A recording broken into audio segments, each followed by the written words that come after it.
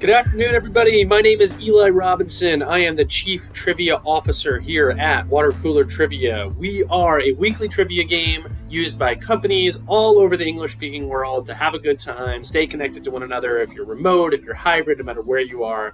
And we write a brand new trivia game for you every week so that you and your coworkers can play together. And then we go over it here on YouTube and Twitch so that you can see how people did, how you did, etc. You can find me online on TikTok, on LinkedIn at Chief Trivia Officer. You can find us online at watercoolertrivia.com. We have a 4-week free trial for everybody that would like to give us a shot. So let's get right into this week's game. So just over 5,200 people playing the game this week. Very, very good.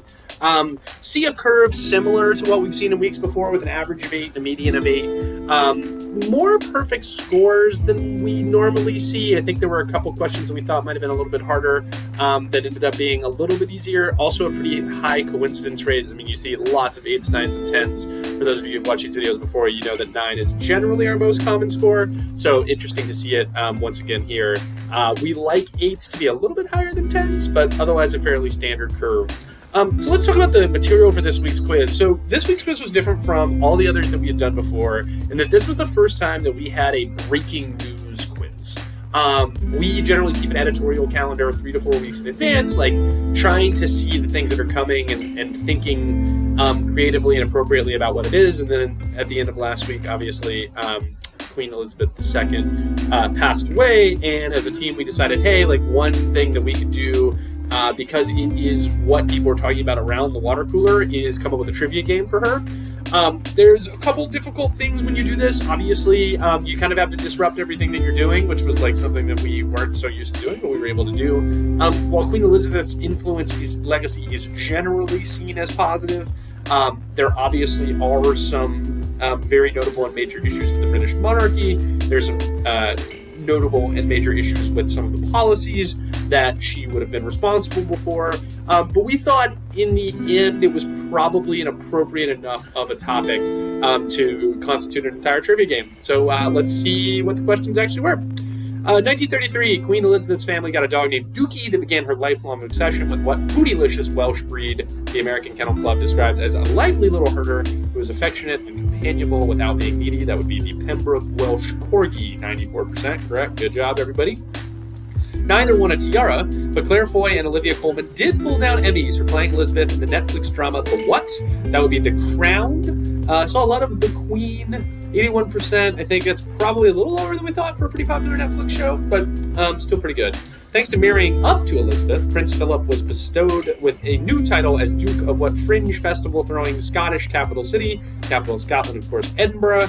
74%, a lot of very creative spellings of Edinburgh. Would have expected it to be a little bit higher, but European capital cities are going to, probably, unless it's Paris or Rome or whatever, or London, probably going to trip up people a little bit. Elizabeth II technically became the Queen of England on February 6, 1952, when her father passed away. On June 2nd, 1953, however, she was formally crowned during what ceremony with a C-word name that basically means getting crowned? That would be coronation, corona, crown. 91% correct. Sorry, I deleted the correct. I think you would have imagined King Charles's would be coming up at some point in the future.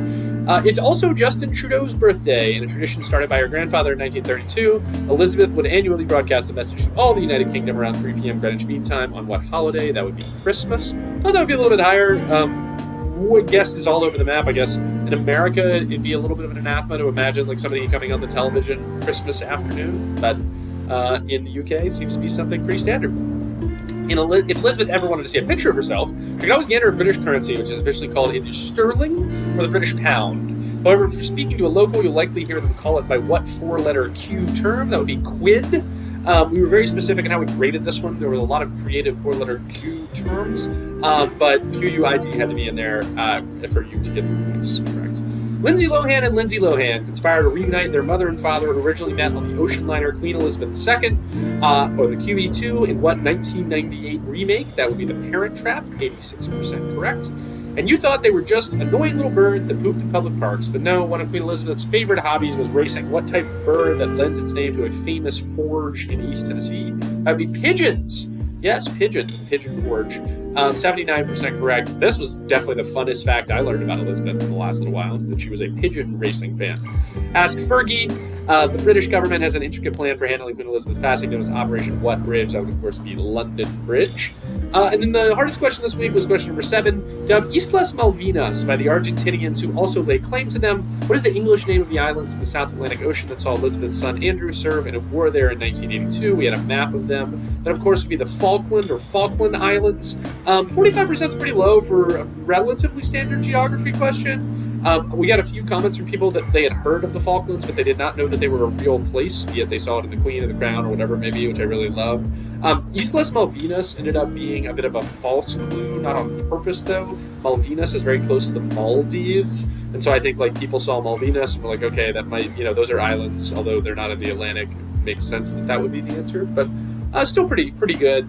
Curve looks pretty standard. We usually have the harder questions towards the end, so the Falkland kind of snuck in there at Q7, but otherwise a nice standard, pretty accessible game that we were able to do on a tight timeline. 5,200 people, and that's what the curve looks like. Once again, my name's Eli Robinson, Chief Trivia Officer here at Watercooler Trivia. Come visit us at watercoolertrivia.com, and we will see you next week.